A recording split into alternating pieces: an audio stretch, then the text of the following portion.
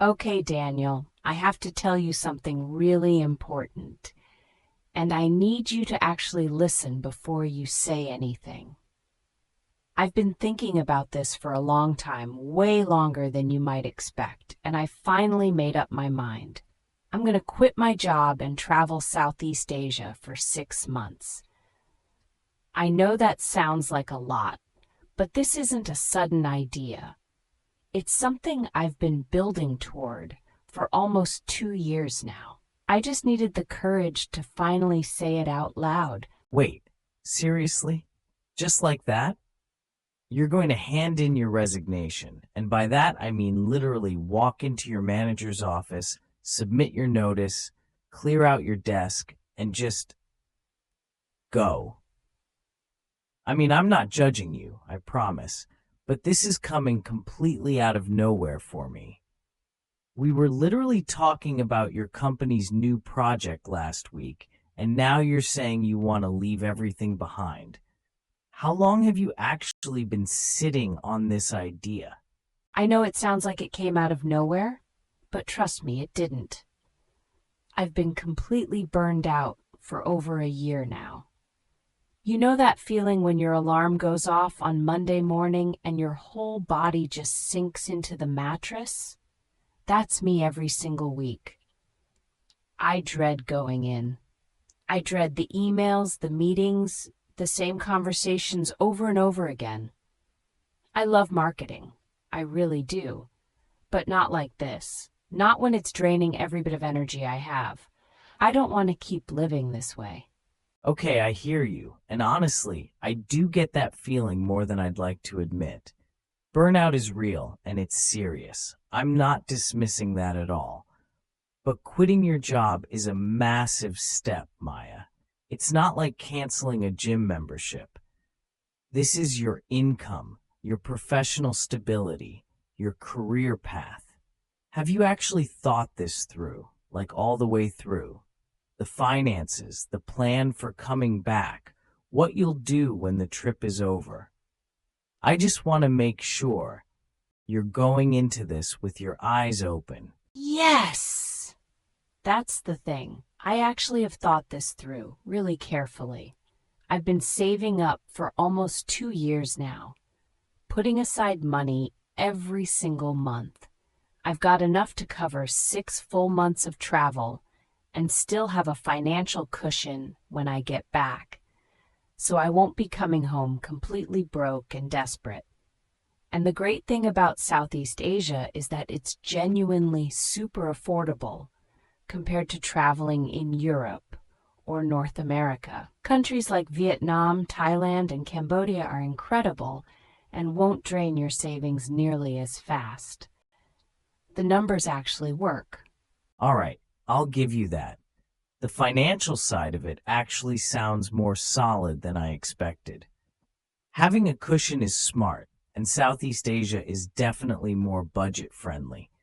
But here's what I keep coming back to. Your career. You've been at that company for 3 years, Maya. 3 years. You've built up experience, relationships, a reputation. Are you really willing to just walk away from all of that? Because once you hand in your resignation, things change. You can't always unring that bell. I want to push back on that a little because I don't think of it as throwing my career away. I think of it as hitting pause, temporarily stepping back from something with the intention of returning to it stronger and more refreshed. There will always be marketing jobs. The industry isn't going anywhere. But this kind of opportunity, the chance to travel freely while I'm young, healthy, and don't have huge responsibilities like a mortgage or kids, that window won't stay open forever. And I think I'd regret not taking it far more than I'd regret taking it. I suppose that's one way to look at it. And honestly, the hitting pause framing makes it sound less scary than quitting cold turkey. But here's a concern that I think is worth taking seriously. What about the gap in your resume? When you come back after 6 months of traveling and start applying for jobs again, some employers are going to see that blank period and wonder what happened. In certain industries and companies, a gap in your resume can be treated as a red flag, a sign of unreliability or lack of commitment. How are you planning to deal with that? That's a fair concern, and I've thought about it a lot. But honestly, attitudes toward career breaks are shifting. A lot of companies, especially in creative fields like marketing, are becoming much more accepting of non-traditional career paths. The key is how you frame it. You don't say, "I left because I was burned out." You say, "I took a deliberate career break for personal development, during which I also did freelance content work and volunteered with local organizations." You present it as intentional growth, not escape. And if an employer still sees it as a red flag after that explanation, maybe that's not the right company for me anyway. Okay, that's actually a really strong answer. Framing it as intentional personal and professional development is smart, and the idea of doing some freelance work or volunteering while you travel is brilliant because it fills the gap with real, meaningful activity. I hadn't thought about it from that angle. But let me raise a different concern now, because I think it's one that people don't talk about enough: the social and emotional side of solo long-term travel. After the excitement of the first few weeks wears off, doesn't it get lonely? You'd basically be leaving your entire support system behind. I've definitely thought about that too, and I'd be lying if I said loneliness wasn't one of my concerns. But here's what I keep reminding myself. Solo travel is actually one of the most powerful ways to grow as a person. When you're traveling alone, you're forced to be more open, more adaptable, more confident. You meet people from all over the world in hostels, on tours, in cafes just like this one. You push yourself out of your comfort zone constantly, and that discomfort is where real personal growth happens. I think it'll make me stronger, not weaker. And hear me out here, because I'm playing devil's advocate. You end up sitting alone in a hostel bunk bed at 2 in the morning, scrolling through photos of everyone back home, wondering why on earth you left a perfectly good job, a comfortable apartment, and a solid group of friends for a trip that felt a lot more romantic in your head than it does in reality. I'm not saying that will definitely happen. I'm just saying the fantasy of solo travel and the actual experience of it don't always match up. Have you spoken to people who've actually done it? Oh my goodness, Daniel. You are such a pessimist sometimes. You know that? Yes, I've talked to people who've done it, multiple people, and almost every single one of them says it was one of the best decisions of their lives. Yes, there are hard moments. Yes, there are lonely nights. But those are part of the experience. You can't grow without discomfort. And honestly, I want to ask you something directly. When was the last time you actually did something that scared you a little bit? Something that genuinely pushed you beyond what felt safe and comfortable? Fair point. That's a fair point, and I'll own it. I'll admit that I've probably been playing it far too safe for too long. I tend to overanalyze everything and talk myself out of things before I've even tried them. That's a character flaw I'm aware of. But I genuinely believe, and this isn't just defensiveness, that it's important to weigh the pros and cons carefully before making a life-changing decision that you can't easily take back. I just don't want to see you rush into something and regret it 6 months down the line when it's too late. And I really appreciate that you care enough to push back. I do. It means a lot. But I also need you to trust me when I tell you that this isn't a rash decision. This is the opposite of acting on impulse.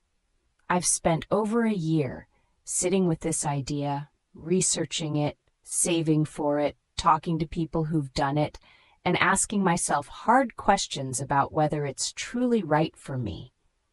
Every time I go through that process, the answer comes back the same. Yes. This is something I genuinely need to do for myself, for my mental health, and for my future. You know what? Hearing you talk about it with that level of certainty and preparation actually does make me feel better about the whole thing. But I want to circle back to something because I realize I've been focusing entirely on your situation and not really examining my own. You mentioned earlier that you've been feeling burned out for over a year. The thing is, and I'm sort of thinking out loud here, so bear with me, I've been feeling something pretty similar myself lately. Not burned out exactly, but stuck. Really, genuinely stuck. Wait, are you actually saying what I think you're saying right now? Are you saying you would consider coming with me? Because I have to be honest, that thought had crossed my mind a few times when I was planning this, and I wasn't sure how you'd react if I brought it up. I didn't want to put any pressure on you. But if you're genuinely feeling stuck too, then maybe this conversation is about more than just my decision. Maybe it's about both of us figuring out what we actually want from our lives at this point. I didn't say that, not exactly. I'm just thinking out loud, like I said. But yeah, honestly, the stuck feeling is real. It's the same desk, the same commute, the same stand-up meeting at 9:15 every single morning, the same lunch from the same 3 places near the office. I genuinely can't remember the last time something at work felt exciting or new. I used to love coding because every problem was a puzzle, but lately it just feels like I'm maintaining systems I didn't design and fixing bugs I didn't create. That's not what I signed up for. See, that's exactly what I've been trying to articulate. That feeling you just described, that gray, repetitive Groundhog Day feeling, is exactly why I decided I need to make a change. We're in our late 20s, Daniel. These are supposed to be some of the most exciting, defining years of our lives, and we're spending them in the same chairs, staring at the same screens, counting down to the weekend. If not now, when? Seriously, I mean that as a real question. If we keep waiting for the right moment, it might never come. The phrase, if not now, when, is hitting differently than I expected it to, I'll say that. But here's where I get stuck. And this is a real, practical concern, not just me being a coward. I'm up for a promotion in about 3 months. It's not guaranteed, but my manager has strongly hinted at it. Junior developer to mid-level, with a pay increase and a lot more interesting project responsibility. Walking away from that possibility is genuinely difficult for me. That promotion represents years of effort and patience. It's not just a title, it's validation that I'm moving forward. Okay, and I completely understand why that feels significant. It is significant. But I want you to really sit with this question for a second, because I think it matters. What if that promotion doesn't actually give you what you're hoping for? What if more responsibility just means more pressure, longer hours, more complex problems, but the same 4 walls, the same routine, the same creeping feeling that something important is missing from your life? A better title and a higher salary don't automatically fix the stuck feeling. Sometimes they just make it more comfortable to ignore. That's actually a really good point, and I genuinely hadn't thought about it that way before. I've been so focused on the promotion as a goal that I haven't stopped to ask myself whether achieving it would actually make me happier or just give me a new set of reasons to feel stuck at a slightly higher level. That's a little uncomfortable to admit, but I still don't know if I'm the kind of person who could just drop everything and go. It's not in my nature to make decisions without a detailed plan. You know how I am. I do know how you are, and I love that about you. Your carefulness and your planning instincts are genuinely things I admire, and honestly, they're things I sometimes wish I had more of. But here's the flip side. Sometimes those same instincts become a way of protecting yourself from taking any risk at all. You keep analyzing until the moment passes, and I think you know that about yourself too. There's a difference between being thoughtful and being stuck in analysis paralysis. At some point, you have to actually make a move. Analysis paralysis. Yeah, that's probably my middle name, honestly.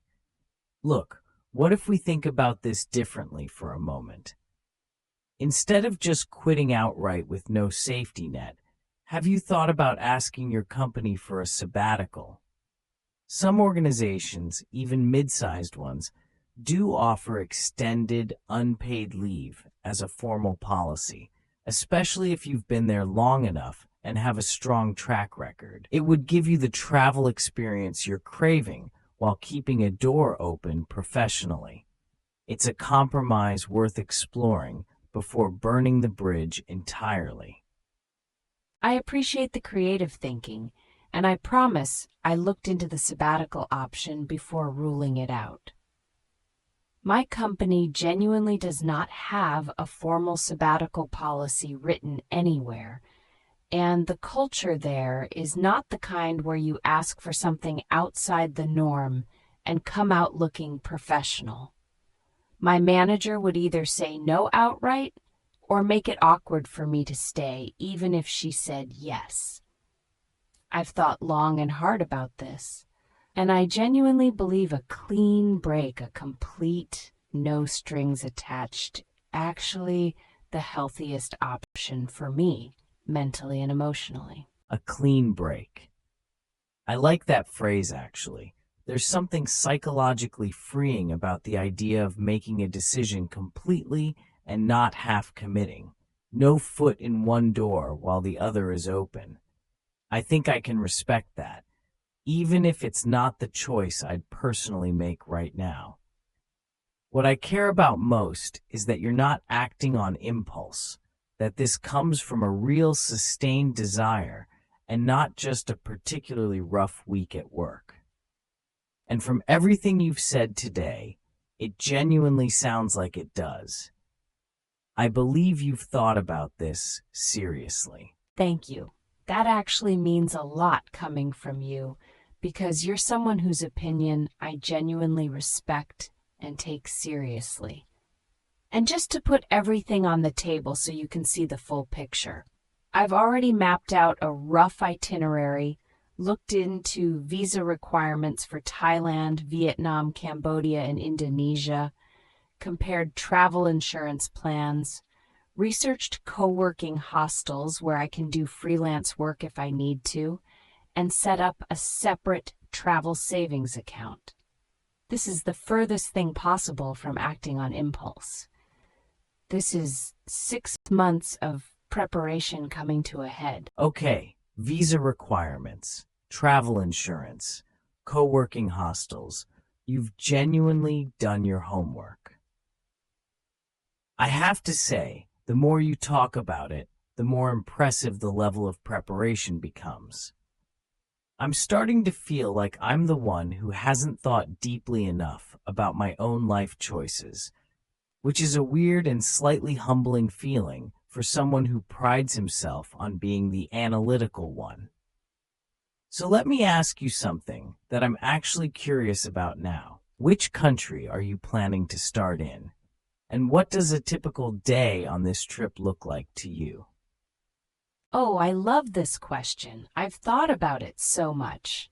I'm planning to start in Thailand, probably Bangkok, just to ease into it with great infrastructure and an amazing food scene. Then I want to spend a few weeks in northern Thailand. Chiang Mai has a really well-established community of digital nomads, which is perfect for doing some freelance work remotely. After that, I'd head to Vietnam from north to south, then over to Cambodia to visit Angkor Wat, and end in Bali for a more relaxed, reflective final month. It flows really well geographically. That itinerary is genuinely well thought out. The north to south flow through Vietnam especially makes logistical sense, and ending in Bali as a kind of soft landing before coming home is actually really smart. You'd have time to mentally prepare for the return to real life, rather than going from full adventure mode straight back to job applications. I'm not gonna lie, listening to you describe it makes me a little envious. There's a part of me that's genuinely excited for you, even though there's another part of me still cataloging all the reasons I personally couldn't do it right now. That other part of you that's envious, I think that's the more honest part. The analytical side of you is really good at listing reasons why something is risky, and that skill is valuable, truly. But it can also talk you out of things that your gut knows you actually want. Listen, I'm not saying you should make the same decision as me. We're different people with different situations. But I do think it's worth asking yourself what you would do if the promotion wasn't on the table.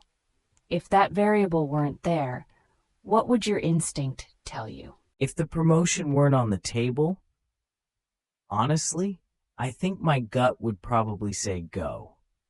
Or at least, seriously consider going. That's a bit of a revelation to say out loud, actually. I think I've been using the promotion as a kind of anchor, a reason to stay that feels legitimate and logical, so I don't have to confront the fact that I might actually want to do something completely different.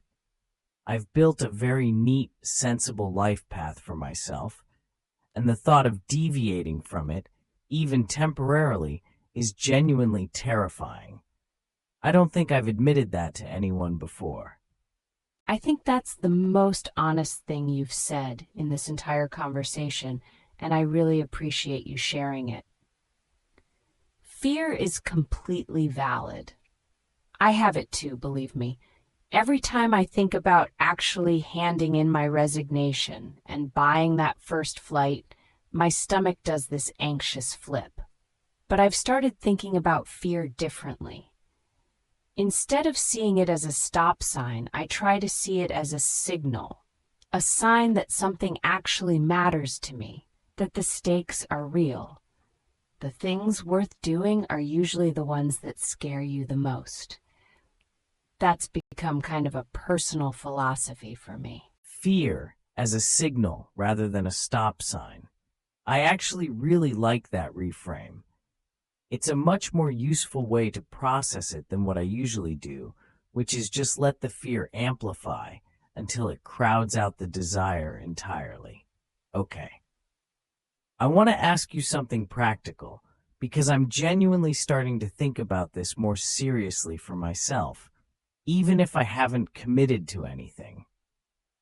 If I were hypothetically to consider joining you, even just for a portion of the trip, what would that look like?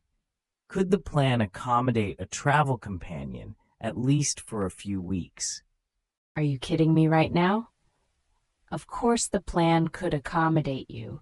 The whole thing is flexible by design. That's one of the beautiful things about this kind of trip. You're not locked into a rigid schedule. If you wanted to join for, say, the first month in Thailand, that would be absolutely amazing. We could explore Bangkok together, go up to Chiang Mai, do some cooking classes, hike in the hills, and then if you needed to come back for whatever reason, you could. No pressure, no obligation beyond whatever feels right. The offer is completely open. A cooking class in Chiang Mai, hiking in the hills. I mean, that does sound pretty incredible if I'm being completely honest with myself. The problem is, I can't make that kind of decision sitting in a coffee shop on a Saturday afternoon, as much as part of me wants to say yes right now. I need to actually sit with it, think through the financial implications, maybe talk to my manager about the timing, figure out what I'd be giving up versus what I'd be gaining. But, and this is the first time I've said this, I'm not ruling it out. That's new. Do you know how significant it is that you just said you're not ruling it out? Coming from you, that is basically the equivalent of someone else saying, "Yes, book the ticket." I know you need time, and I completely respect that. I'm not going to pressure you into anything. That's not what this is. But I want you to know that I'm here to talk through it with you as many times as you need. And maybe this weekend, instead of planning for the promotion that might make you more stuck, you could spend a little time looking at flights to Bangkok. Just out of curiosity. You're dangerous. You know that? You've just completely reframed my entire weekend plan with one sentence. All right, look. What I can commit to right now is this. I will have a real, honest conversation with myself about what I actually want, rather than just defaulting to the safe option because it's familiar. I'll think about the finances, the timing, the career implications, but I'll also think about what I actually want my life to look like 1 year from now, 5 years from now. That's a question I've been avoiding, and I think it's time to stop avoiding it. That is genuinely all I'm asking for. Not for you to say yes, not for you to drop everything tomorrow, just for you to sit with the question honestly instead of immediately letting the analytical side of your brain override everything else. And for what it's worth, I think you'd be an amazing travel companion. You're organized, you're curious, you're good in a crisis, and you speak better Thai food vocabulary than anyone I know from all those restaurant visits. You'd thrive out there, Daniel. I really believe that. My Thai food vocabulary is genuinely world class. I'll accept that compliment. Okay, can we talk about the practical side of your departure for a minute? Because I want to help you think through it, even if I'm not coming. When are you planning to actually hand in your resignation? And have you thought about how you're going to have that conversation with your manager? Because that matters. How you leave affects your references and your professional reputation, even if you're not planning to go back to the same company. I've actually thought a lot about the exit strategy, and I want to leave gracefully. I'm not planning to storm out dramatically or give the bare minimum 2-week notice. I'm thinking 4 weeks, maybe even 5, so my team has time to properly transition my projects.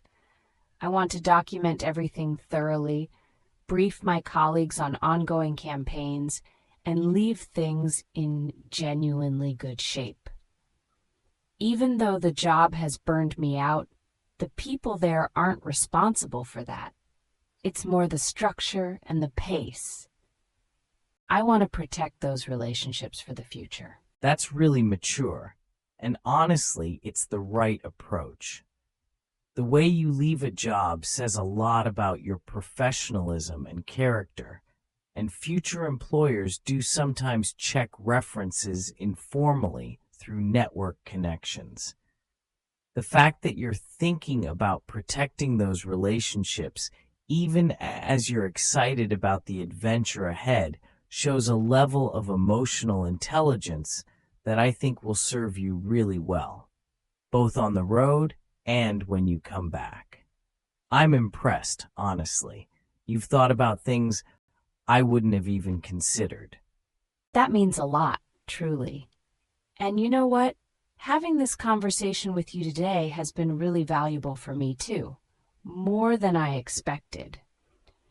I came in here just hoping you wouldn't think I was being reckless. And instead, what happened is we ended up having this real deep conversation about both of our we actually want from them. That's rare. I think sometimes we get so caught up in our day-to-day routines that we forget to check in with ourselves and with each other at this level. I'm glad we're having this talk. Agreed.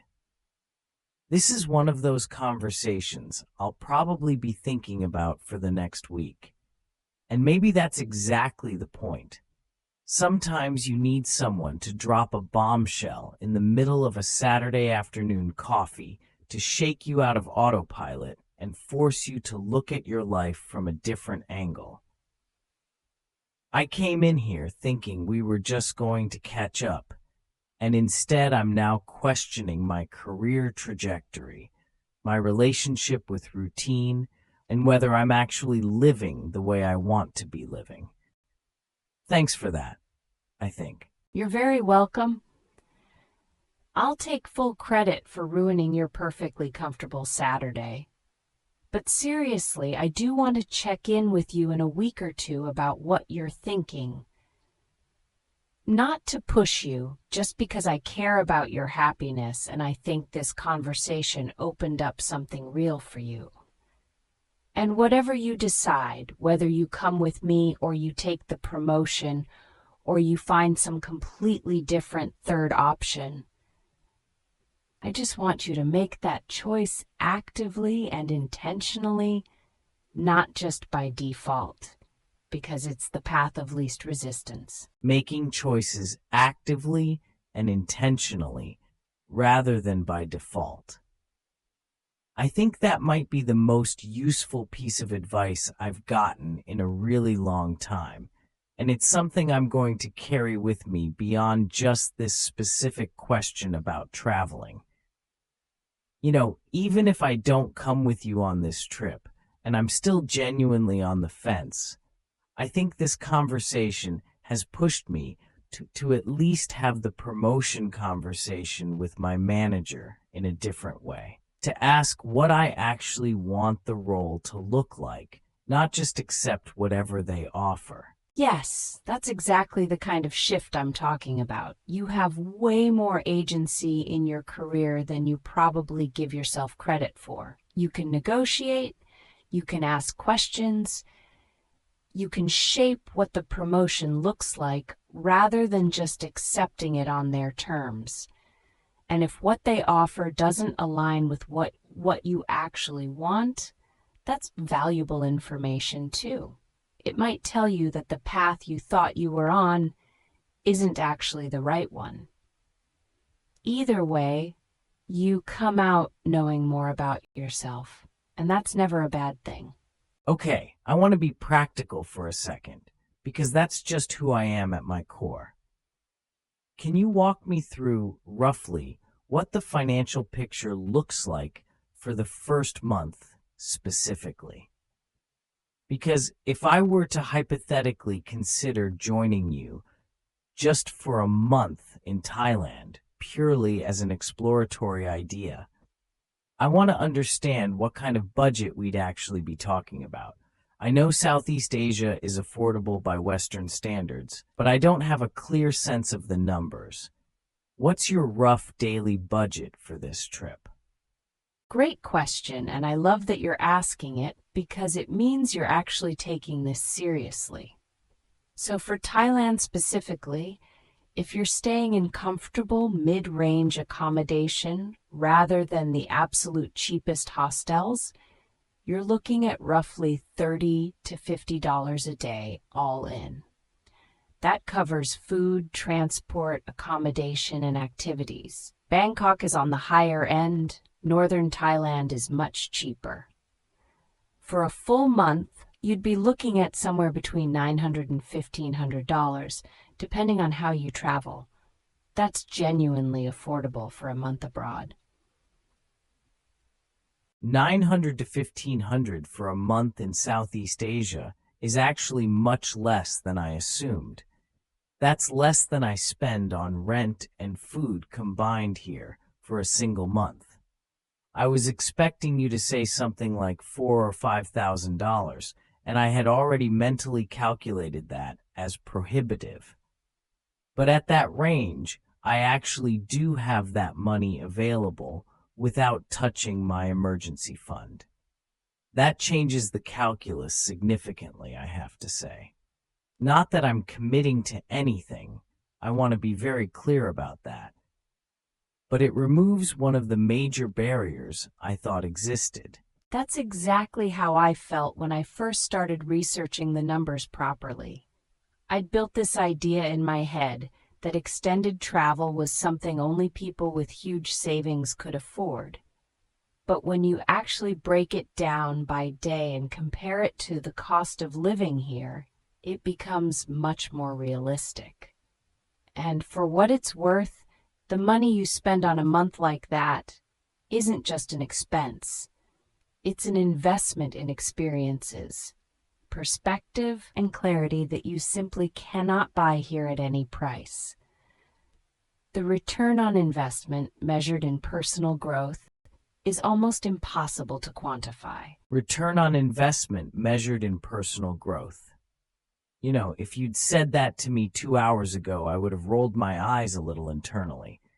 But right now, at this point in this conversation, it actually lands differently.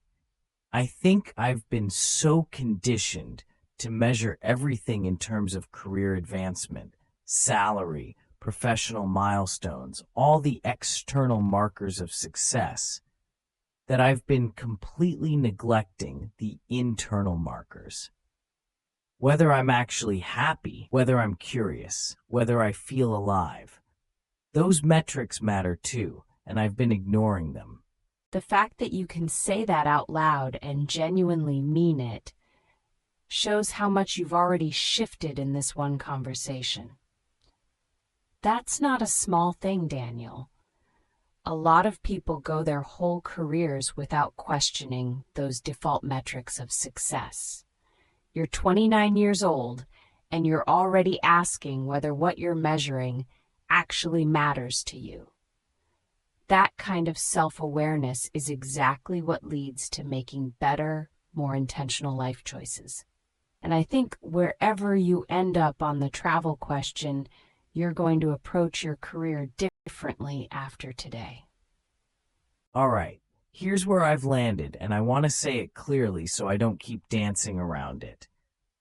I think you should absolutely do this. You've prepared thoroughly.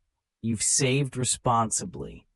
You've thought about the professional and financial implications. You have a plan for how to leave gracefully, and most importantly, you clearly, genuinely need it. I'm fully on board with your decision.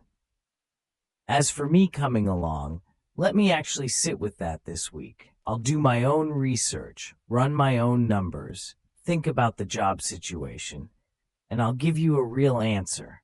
That is genuinely the best possible outcome I could have hoped for from this conversation. You fully supporting my decision means everything to me, and the fact that you're actually going to properly consider joining me instead of immediately dismissing it is more than I honestly expected when I walked in here today. All I ask is that you actually do the research this week, have the honest internal conversation, and don't just default to the easy answer because it's familiar. Whatever you decide, make sure it's a real decision and not just the path of least resistance. The path of least resistance. You've used that phrase a couple of times today, and each time it lands like a small punch to the gut, because I think that describes a lot of my recent life choices. Okay, I'll do the research, I'll have the honest conversation with myself, and I'll get back to you by next weekend with a real answer. No more thinking out loud without committing to anything. I'll give you an actual response. Deal? And in the meantime, please don't book any flights on my behalf. I want to make this choice myself if I make it. Deal. Absolutely, 100% deal. And I promise I will not book a single thing on your behalf. This has to be your choice, made freely and fully. But I will say this. The offer stands completely, whether it's 1 month, 2 months, or the whole 6 months. Whatever works for your situation, we can make it work around your timeline. And Daniel, thank you for taking this conversation seriously instead of just telling me I was being reckless and ordering another coffee. This talk meant more to me than you probably realize. I feel so much more confident about my decision now. I'm really glad you told me. And for what it's worth, I don't think you're being reckless at all. Not anymore. I came into this conversation with a lot of skepticism and a reflex to pump the brakes, and I think that was honestly more about my own fears than about any real flaws in your plan. You've got this, Maya. You've done the work, you've got the savings cushion, you've got the itinerary, you've got the mindset. Go to Southeast Asia, have the adventure, come back with incredible stories, and maybe, just maybe, you'll come back to find that I've also made a decision or two of my own. Oh, now I'm even more excited to hear what those decisions might be. You know what? I think we just had one of the most meaningful conversations we've had in years. And all it took was a Saturday afternoon and 2 cups of coffee. I'm going to leave here feeling about 100 times lighter than when I walked in. And I really hope that this week, when you're sitting at that same desk with that same commute ahead of you, you remember this conversation and let yourself seriously imagine an alternative. You deserve that clarity too. We both do. We both do. Okay, I'll let you know by next Sunday. And hey, before you go, let me know when you actually hand in your resignation. I want to know the moment it happens. That's a big day, and you shouldn't experience it alone. We can celebrate properly. Maybe try that new Thai restaurant downtown. Consider it practice for the real thing. Thank you for telling me about this today, Maya. Seriously, I needed this conversation more than I knew, and I think you gave me something to think about that goes a lot further than just whether or not to buy a plane ticket. That Thai restaurant idea is perfect. And yes, absolutely, I will text you the second I submit my resignation letter. You'll probably be one of the first 3 people I tell. And I'll take that as a very promising sign that you're already mentally preparing for the adventure in some small way. Next Sunday, Daniel. Real answer. I'll hold you to it. Now go home, open your laptop, look up flights to Bangkok, and just see how it feels. No commitment, just curiosity. And remember, if not now, when? That question doesn't have an expiry date, but our 20s do. See you soon.